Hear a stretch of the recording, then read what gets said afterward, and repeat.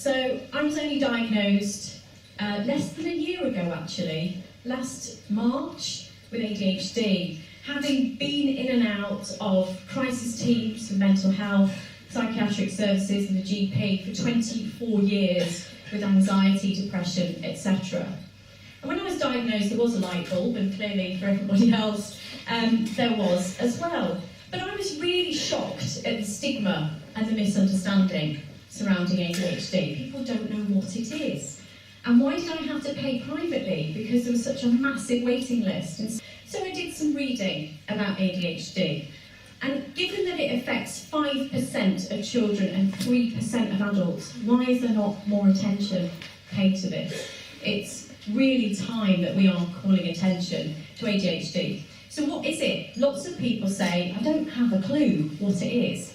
So ADHD is a common, and it's chronic, and it's highly treatable, which is key, neurodevelopmental condition that impacts on impulsivity, hyperactivity and attentiveness. Now that hyperactivity portion can be quite confusing because only a small percentage of children and adults with ADHD actually present with any form of hyperactivity. And I like to describe it as a hyperactivity of the mind. So we get this mental image, don't we, of kids kind of throwing chairs around. It's usually a boy, and girls are often missed because they present differently. But this physical hyperactivity, but it's a mental hyperactivity. And simply, I like to explain it as an inability to control my attention and my emotions. Not an inability, but I find it more difficult. And some people have described it as having a Ferrari brain with bicycle brakes and a steering wheel that only works half of the time. So that's ADHD for me, basically. And there's such a huge misunderstanding. So we get GPs saying to adults, well, only kids can get it. So miraculously, you grow out of it on your 18th birthday. We've got teachers who only spot kids that are struggling. And you can't have ADHD if you're high performing. You can't have ADHD, you've got a degree, for example. So we've got huge, huge misunderstandings in the world. We get told it's down to poor parenting. So we really do have work to do with this all-party parliamentary group. Now, the impacts are huge. It's a little bit like having type 2 diabetes. In and of itself, the high blood sugar is fine, but it's the secondary effects that this causes. Now, to me personally, I don't think I would still be here after being suicidal a few times if I hadn't been treated. And there's many, many people struggling. These impacts are huge, and I was going to try and remember these statistics, but I better not, in case I get them wrong. So 79% of adults with the condition experience anxiety and depression because of it. I only just found out yesterday that there's new research come out to suggest that adults with ADHD have a reduced life expectancy of 11 years, and that's not accounting for drug abuse. 25% of prisoners have ADHD. 25% of substance and alcohol abusers have ADHD. Up to 58% of children who are not medicated for their ADHD fail their exams. 46% have been suspended from school. 38% of young adults with unmedicated ADHD have been pregnant or have caused an unwanted pregnancy, compared with just 4% of people without ADHD. ADHD adults are twice as likely to divorce. We are 4 times as likely to have a road traffic collision. Now that is the same as using a mobile phone whilst driving. This is unmedicated, by the way, adults that are unmedicated. And we have legislation for that. And we are 7 times more likely to be injured seriously in a road traffic accident.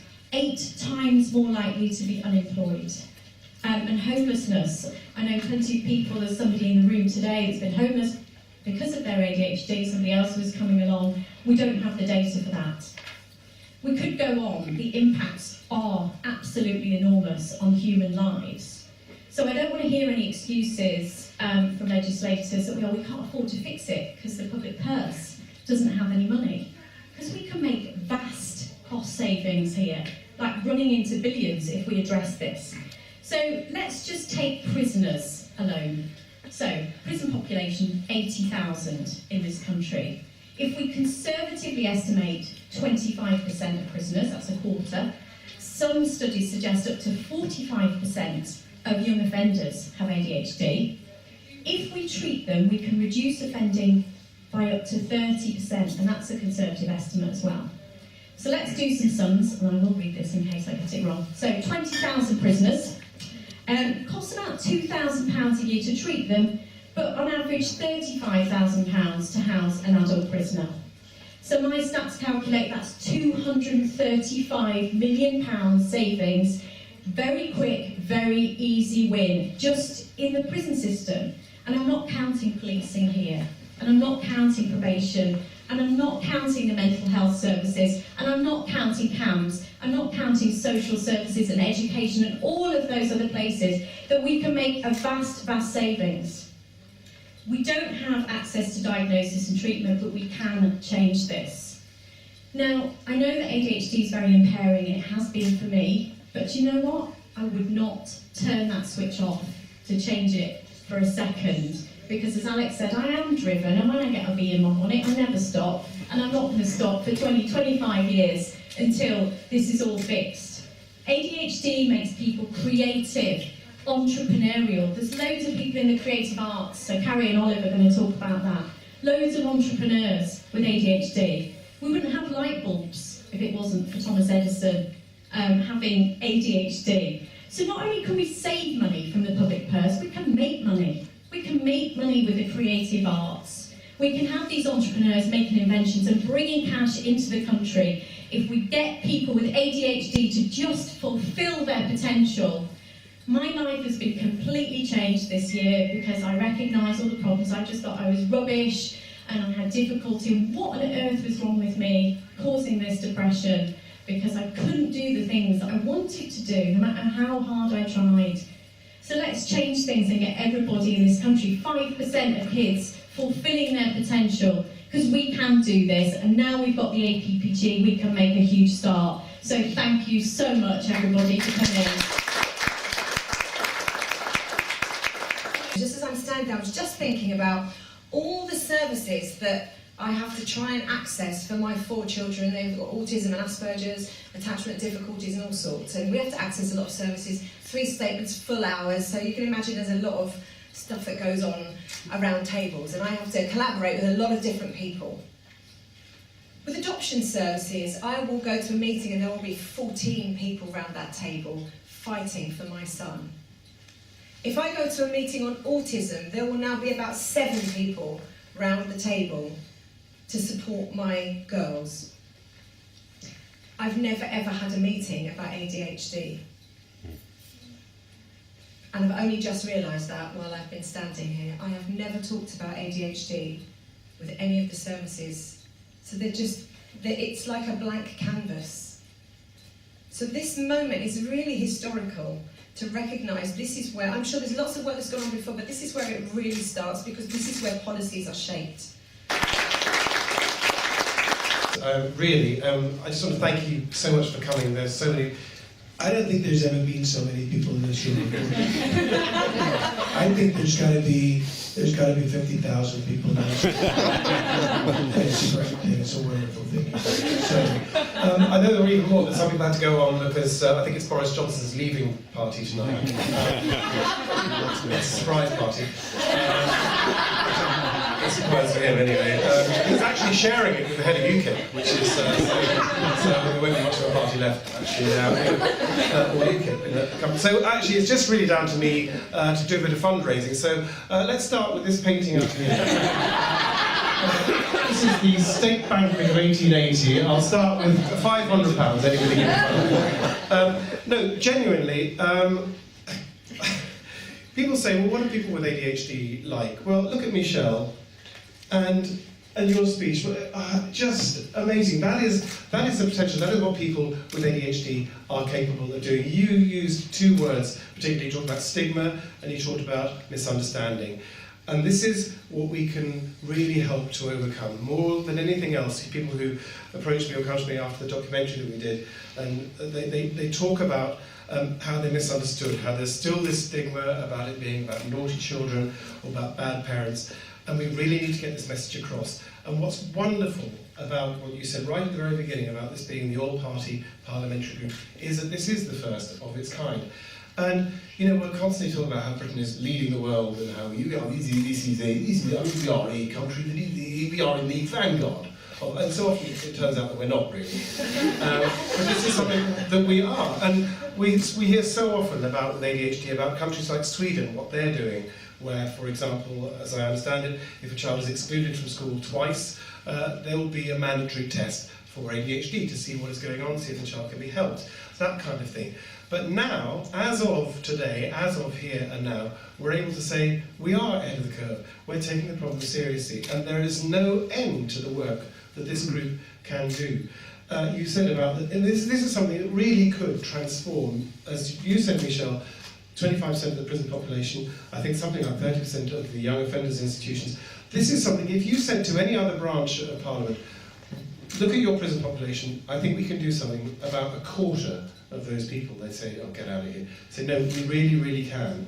And those are the figures, those are the statistics, but let's also look at the families. Because if we're saying it's 1 in 20 as a conservative estimate, that's something like 500,000 children. That's 500,000 families, or perhaps fewer, because there are often more than one ADHD child in the family.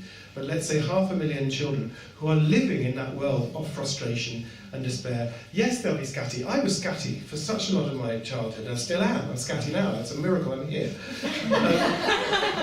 But that is part of it. We know that's who we are, and it's very, very important that people with ADHD that don't beat themselves up. It's what makes you who you are, good or bad, and learn to embrace the madness of it, but also to embrace the extraordinary creativity, because the people that we're talking about, we talked about public role models, people like Michael Phelps, Simone Biles, who was, I think, who was the top gymnast, I think, in Rio.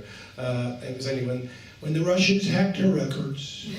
Beautiful job, well done, the Russians there. They hacked into her records, they found out that she was on Ritalin. Well, there you go, who knew? And also, we talk, I believe he's talking about it this week in OK magazine. Look at what these people became. Justin Timberlake, who apparently has ADHD and OCD, which is a wonderful combination.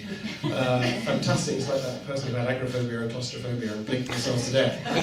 Oh, the light, oh, the dog, oh, the light, oh, the dog. So the creativity and the potential, and more than it, the release from frustration and despair of feeling that all the time you're getting into trouble, all the time you're forgetting things and being scolded. If you forget something, if you screw up, you're angry with yourself, of course you are.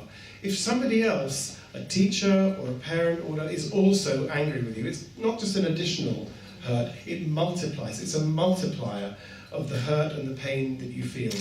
But if we understand that this is not about being difficult, it's not about being bad, it's about your brain working in a different way. As you said, we need people whose brains work in a different way to make the world different. And there's just so much potential. I found out last week doing a programme for the Infinite Monkey Cage how much is going on in the teenage brain. And people used to think, 20, 30 years ago it's all about hormones. And we now know the shift from a brain which is focusing on the emotions and needs and the childhood, now moving forward to a brain which is essentially controlled by the frontal cortex, about to do with cognitive processes, to do with organisation, to do with reason and analysis. There's so much complicated stuff. Teenage brains are bigger than adults' brains. You probably know this, I may be preaching to the converted. But teenagers are spending half their time getting rid of all the connections that they don't need. But imagine also when half of those connections haven't arrived yet. It's like, at the moment there's a debate on Carillion, okay, and public sector outsourcing.